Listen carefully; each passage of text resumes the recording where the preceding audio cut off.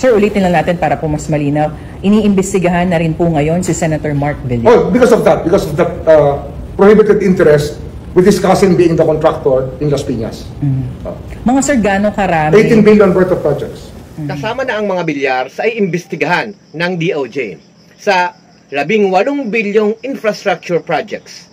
Mabuti, pero hindi sapat na imbestigahan lang. Dapat papanagutin. Matagal na ginagamit ng pamilya Villar ang gobyerno para sa sariling interes at negosyo. Kung may sapat na ebidensya, huwag nang patagalin.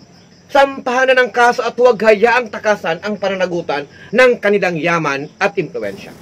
Sawan ang taong bayan sa selective justice. Kung ang mahihirap ay mabilis parusahan, bakit ang mga bilyonaryo at oligarko ay tila may special treatment? Walang santo sa mga magnanakaw sa kabang bayan.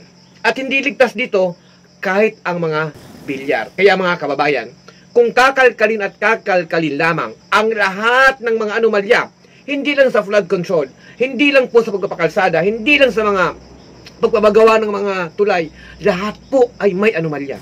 Kaya dapat may managot. Kalkalin lahat at ikulong ang lahat ng mga sangkot.